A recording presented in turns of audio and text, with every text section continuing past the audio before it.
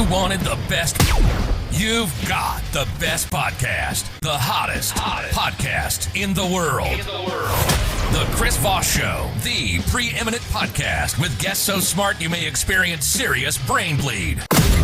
Get ready. Strap yourself in. Keep your hands, arms, and legs inside the vehicle at all times, because you're about to go on a monster education roller coaster with your brain. Now, here's your host, Chris Voss.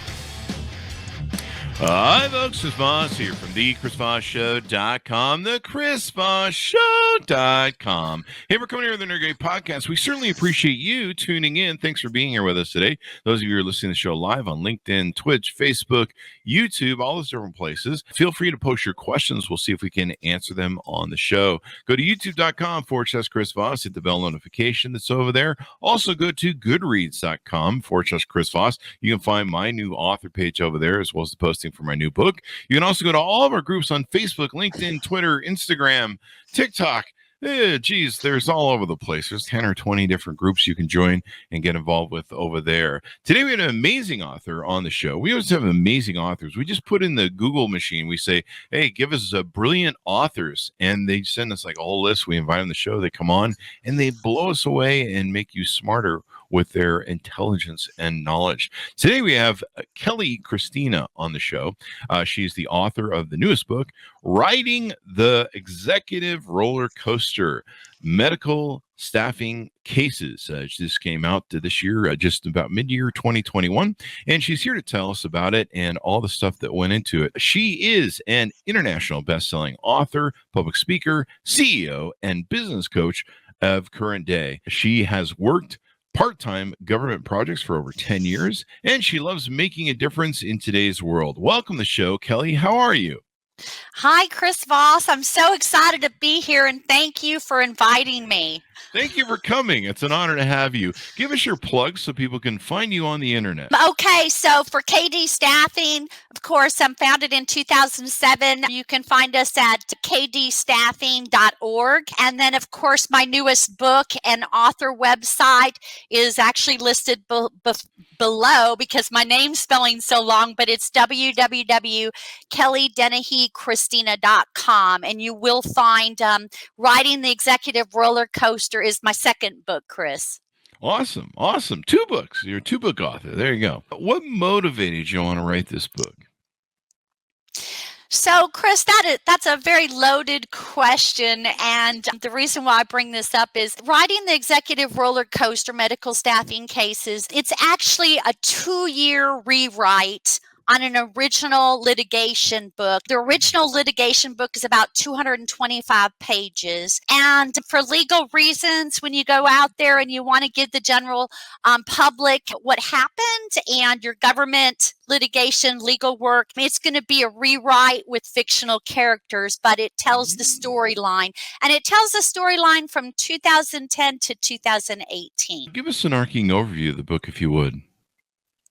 So the book has been labeled in a lot of different categories and best-selling. Number one, it is a life story. It's pieces of my life story. So it's an inspirational testimonial book about being on top as an executive, falling flat down into the ditch, and then, oh, by the way, the years of rebuilding. And it's won a lot of laws, legal ethics, politics, a lot of areas of legal. I beat John Grisham in the spring, which is exciting. Wow. Now, I'm a new book, all right, so I'm not going to say I can always beat John Grisham, but in the matter of juicy attorneys, legal, government, FBI, feds, Washington, D.C., what was going down in the medical industry, Chris, it's in that book. There you go. So give us, what is this about California helping write this book? Actually, my personal media connections, knowing that I already launched my first government book, the media encouraged me. I've got a lot of friends at Channel 11, Texas, and my news best friend is from Channel 11. They encouraged me to skip the ghostwriter and rewrite it myself. The way they felt is I had an original. By the way, Chris, this was a federal investigation that I filed myself in 2016. Oh, wow. Yes, and some people call this the famous Donald Trump book. The litigation book was delivered to Donald Trump in 2018 to the White House, and he had a letter to me in 7 days. But the difference is that Donald Trump knew it was coming, and he knows me because I applied with his campaign in 2015. Wow. Yeah, the general public wanted the story, what happened in medical staffing, and then, oh, by the way, it's the basis of the laws that I try to change in an industry. And the staffing industry is a little, if we put staffing all together, it's about a $200 billion industry. Yes. And the book goes through an absolute worst lawsuit that went down in an office in 2010, and how can one major bad lawsuit roll into more cases that would go on through the years. Mm-hmm. Mm-hmm. And so give us some more details on it. What was the lawsuit about? What was it? What was the context of it? So the context of the worst lawsuit would go down in 2010. Number one, the company owner. Don't ever do this as a company owner. I'm telling you, as a company owner. Number one, we had a company owner that was trying an employment experiment. And Chris, he hired for a white collar recruiting office an employee that just came out of the state penitentiary. Okay. Oh. That was number one. That's not a good plan. And number two would be the female VP that had an inter-office affair with this employee, and that would start the first lawsuit. My attorneys, I had 4 attorneys at the time, all right? Every recruiter in the office actually had attorneys at that time, and you would have to read a little bit more about the inside details on what the men in Texas called this female VP a stalker. And they weren't even exaggerating. Our boss was up to a lot of problems. In this particular office, it's very sad. You know, what the attorneys thought in 2010, number one, they did not understand, number one, the company owner that would hire the employee out of jail. That was number one. But why didn't that company owner fire the female VP that had the affair and keep his employees? Okay. There were details on his insurance, and it's attorney speculation, but they thought that the company owner was probably getting blackmailed at the time. But this company owner would choose to keep the female VP that had the affair and get rid of his whole staff. So he would lose 80% of his production in 1 year and end up bankrupt. So I'm Catherine in the book. Okay. And what had originally happened is I had opened KD Staffing in 2007. Okay. And about middle year and a half into the company, of course, we were headed into a recession. And so I decided to put my company down and go to work in this office. And this is where 2 years later, the lawsuits would start. And I'm the recruiter, and I'm not the only one, but I'm the ever famous homeless recruiter, which means the attorneys would call me the whistleblower. In the office, I was asked to lie, change the story for a judge. Oh, and that's witness tampering then, a little bit, or is that the right word? Witness tampering then? Yeah, witness tampering, and then you'd have to know the laws on the contingency side of recruitment. Chris, some of the laws that I fight are the laws that go like this. As a company owner, if you have contingent employees working for you, okay, whether they quit or whether you fire them, the company owner gets to keep the money, okay? Oh, wow. And I call it greedy laws. And in this lawsuit, you're going to see where I was asked to lie to a Texas judge and keep my job. And by the way, keep I had about 100K at the time, commissions, yes, or leave.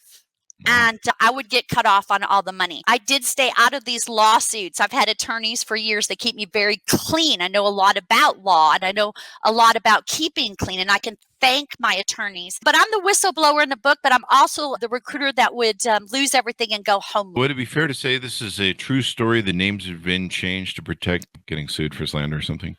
Absolutely. You know, in the matter of having a Texas legal team, which means you've got paralegals, attorneys, security, I learned the legal pieces of legal publishing to protect your rights. So that, and it's also people respect. There are public records. They've been changed, information, names changed to protect people. And then the people that are in the book that you love, but they don't really want their name out there. So legally, I did learn some before we published this book, and that's why I would take the litigation book and spend 2 years on a rewrite. If that makes sense. Yeah, I just got done doing that with my book. I wrote my book and left the names in, and somebody said to me, well, books are a great way to get sued. You may want to take out those names. And I was like, oh, yeah. So I think, one of them was my brother. So I guess somebody can figure out which story that was. I'll be honest. We have some government officials that said slap a cover on that famous Donald Trump book and let's sell it for a future election, Kelly. And I had to go back because we pushed the original litigation out to California. And my first publisher looked at the book and said, oh, this book is on fire. You have got to take this book off the shelf for a rewrite. And he would begin to explain. And so we went from there. Oh, wow. Oh, yeah. Wow.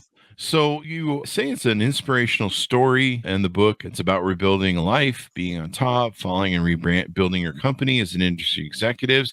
And you have some chapters on being homeless in 2011. What was it like being homeless? It's a wow.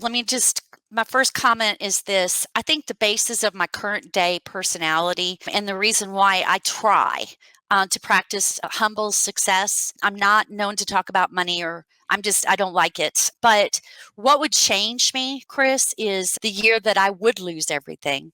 And the thing is, Chris, the general with the middle class and the rich, I don't think that we're uncaring individuals and we don't care about what's going on with the underprivileged, but I don't think and I think sometimes when I think about the fact that I'm not the type that should have ever ran out of money, or you think, oh, this should have never happened to me. But then what did you learn? And what I learned by walking on the other side of the street is, number one, we have some wonderful people that are underprivileged and they're like any class. They have some protected rights and things that we could do. But I learned, and it would probably 3 or 4 years, I would not, whether it's Washington, D.C. government officials or Texas government officials, talk to them about the homeless shelters, the systems we've got going on in the Greyhound bus. Could we have more security for mass transportation?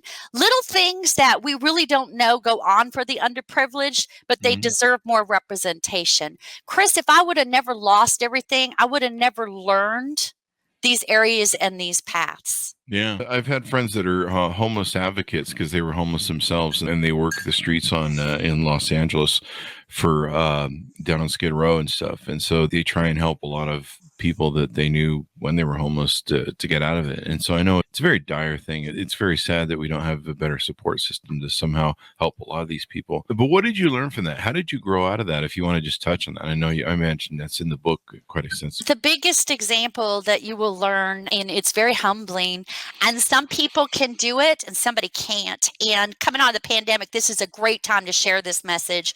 Do you have what it takes to get back up? Chris, when I walked out of my career, medical staffing, and we are held by law on non-competes, all right, which means if something bad goes down in litigation for a period of time, you are not going to work in your industry. So then the question is, what are you going to do? Chris, I would end up in 2011 starting back in restaurants. And so I was a boss at 19 years old. And if you've been a boss for top success so many years, then it's really hard and humiliating, and it can be a bit depressing when you step down into a position that you're way overqualified for, and you do it for the money and you do it to rebuild. And it was very hard in the matter of who I was at the time before I fell down. When I started back in the restaurants in 2011, Chris, I used to, for 10 years, I ran around with the Dallas Society group, and I loved them. They were my best friends. But what do you learn when you lose everything? A lot of times, those type of friends, they are gone, all right? Because now you're an embarrassment. And the worst feeling in my gut was 2011 when my friends would come in and they saw good old Kelli, Christina carrying drinks, and they turned their noses up and they pretended like they didn't know me. So that's what I mean about a little bit depressing and teaching yourself humility, realizing, oh my gosh, I was spoiled for a lot of years. Did I even realize? But the point is that I would work 2 and 3 restaurant jobs, and I would rebuild KD Staffing to the point, the beginning out, it was end of 2015, 2016. I would walk into the bank with the exact amount of money that I started the company with, but it was straight cash and I had saved Oh, it. wow. Wow. And so the point is that, do you have what it takes to bring in that money and do those jobs, even when you don't want to do those jobs, to rebuild? And then Yeah. what does it teach you? That's definitely important. Yeah. My the things about budgeting that I have learned, and I do say it's made me bigger, stronger. Chris, current day, I pay straight cash. If I don't have the cash, I'm not buying. All right. I had 20 years of 25 credit cards in the purse, almost perfect credit. When bad things happen, number one, your credit's it's going away. All right. You learn that you can live life with bad credit. But I also learned that I didn't want all those credit cards back. Got a couple for travel, but little things like adjusting, like a lot of people on their budgets, they don't look at all the utilities or all the ways you can actually save money on your budget. I think I'm a smarter budgeter now. I also still ground myself on shopping. Okay, where I used to back up the lines for 20 minutes and to have 20 purchases. Chris, now it's 2. Kelli can have 2. She's paying cash, and goodbye. Goodbye. That's a good way to go, paying cash. You don't want to be in debt because it ends up technically costing you. It's always funny to me. It just occurred to me, like people go shopping and be like, hey, it's 10% off, but they're paying like 25% a month on their credit card or something. We know the credit cards companies would not like me saying this, but there's actually some public speakers out there that do preach about cash and then how do you retire a little bit more. There's some folks I like. They're called the minimalists. You minimize your life, you cut all that thing, so that helps. What are some other aspects that we can tease out in the book that we haven't covered? Chris, first there's experience of losing everything, and this is a very interesting story, and we can say it's entertaining, but and it's great drama, but it's my life. So first you go through the period of losing everything, and when you're losing everything, you're going to be coming up with ways and plans, and what are you going to do? So you start losing your cable, you start losing your TVs, your utilities go. What do you got? You got candles. I lost my convertible, so for the first time in my life, I'm walking around on foot. You have no money to move, so how are you going to move? And then, oh, by the way, save your boxes. We were out dumpster diving, and I had attorneys help you move out with the family move out because you don't have the money. But we saved about 80% of my stuff. Something that is entertaining, because I do have a network of 65,000 people, and people say, Kelli, how so? When you're not on the movies and you're not on major media, have you had this strong a network for so many years? It's a lot of love, a lot of relationships, and a lot of work. Okay. Anyway, Chris, so you lose your iPhone, right, with a couple thousand contacts on. And so in 2010, and this is what happened, people were confused. What happened to Kelli in the first place? And I've got a minute phone from Walmart. That's the backup plan. You got about 10 contacts. So we move my stuff, we go through the planning, and all of that happens. And then something, Chris, happens that you're not planning. And I was at my parents' house, and I dropped down with heart problems.